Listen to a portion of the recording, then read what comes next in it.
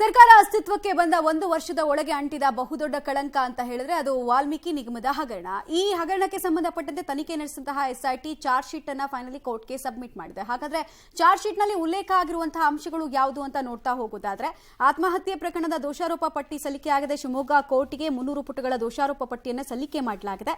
Charge sheet ಬೆನ್ನಲ್ಲೇ CBI ತನಿಖೆಗೆ ಚಂದ್ರಶೇಖರ್ ಕುಟುಂಬ ಒತ್ತಾಯವನ್ನು ಮಾಡ್ತಾ ಇದೆ. ನಿಗಮದ ಲೆಕ್ಕಾಧಿಕಾರಿ ಚಂದ್ರಶೇಖರ್ ಆತ್ಮಹತ್ಯೆಗೆ ಪ್ರಚೋದನೆ ಹಾಗೂ ಒತ್ತಡ ಕಾರಣ ಅನ್ನೋದನ್ನ ಉಲ್ಲೇಖ ಮಾಡಿದ್ದಾರೆ ಎಸ್ಐಟಿ ಅಧಿಕಾರಿಗಳು ತಮ್ಮ ತನಿಖೆಯನ್ನ ನಡೆಸಿ. ಇಷ್ಟು ಮಾತ್ರ ಅಲ್ಲ, ನಿಗಮದ ಎಂಡಿ ಪದ್ಮನಾಭ್ ಹಾಗೂ ಪರಶುರಾಮ್ರ ಒತ್ತಡದ ಕಾರಣಕ್ಕೋಸ್ಕರನೇ ಚಂದ್ರಶೇಖರ್ ಜೀವ ಕಳ್ಕೊಂಡ್ರು ಅನ್ನೋದನ್ನ ಕೂಡ ಇಲ್ಲಿ ಉಲ್ಲೇಖಿಸಿದೆ.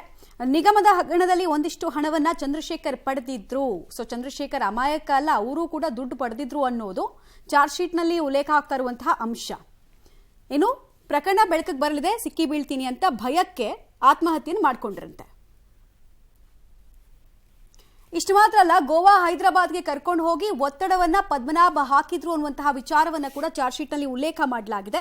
ನೀನು ಹಣ ಪಡೆದಿದ್ಯಾ, ಪ್ರಕರಣ ಬೆಳಕಿಗೆ ಬಂದ್ರೆ ನೀನೊಬ್ಬನೇ ಜೈಲಿಗೆ ಹೋಗ್ತೀಯಾ, ನಿನ್ ವಿರುದ್ಧ ನಾನೇ ದೂರು ಕೊಡ್ತೀನಿ ಅಂತ ಚಂದ್ರಶೇಖರ್ಗೆ ನಿಗಮದ ಎಂಡಿ ಪದ್ಮನಾಭ್ ಬೆದರಿಕೆಯನ್ನ ಹಾಕಿದ್ರಂತೆ. ಅಲ್ಲಿಗೆ ಚಂದ್ರಶೇಖರ್ ಕುತ್ತಿಗೆಗೆ ಕತ್ತಿ ಇಡುವಂತಹ ಕೆಲಸವನ್ನ ಅಧಿಕಾರಿಗಳು ಮಾಡಿದ್ರು ಅನ್ನೋದು ಎಸ್ಐಟಿ ಅಧಿಕಾರಿಗಳ ತನಿಖೆಯ ಸಾರಾಂಶ ಆಗ್ತಿದೆ.